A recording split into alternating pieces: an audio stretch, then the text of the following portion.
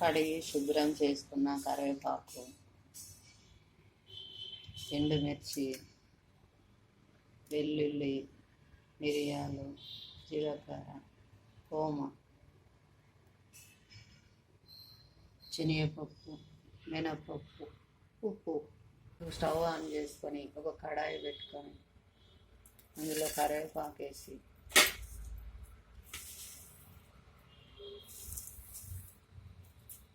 బాగా వేయించాలి.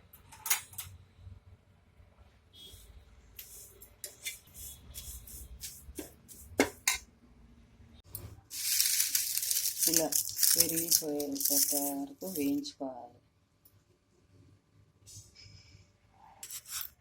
ఇప్పుడు శనగపప్పు,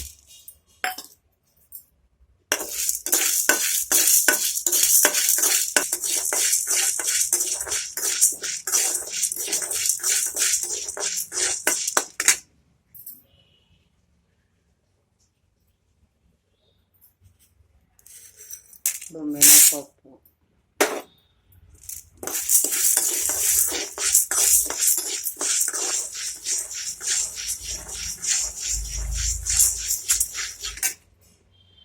ఇవి బాగా వేగిన తర్వాత మిరియాలు, జీలకర్ర, ఓమ అన్నీ వేసుకొని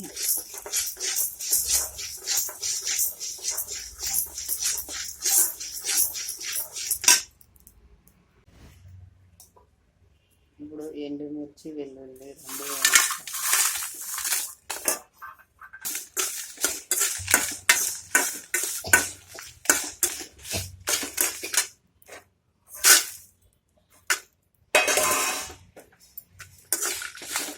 ఈ ఆయిల్ లేకుండానే బాగా వేయించుకోవాలి.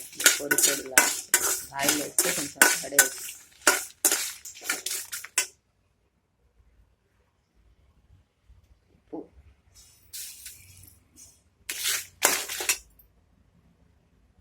ఇప్పుడు కరివేపాకు మిక్సీలో వేసుకొని పొడి చేసుకోవాలి.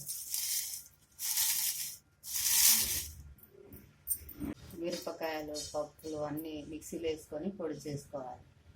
ఇది కొంచెం పొడి చేసిన తర్వాత లాస్ట్లో వెల్లుల్లి వేయాలండి. ఫస్ట్లో వేస్తే పచ్చిగా ఉండి సరిగా పొడిగా. ఎంతో రుచికరమైన కరివేపాకు పొడి రెడీ. ఇది వేడి వేడి అన్నంలోకి, ఇడ్లీలోకి చాలా బాగుంటుంది.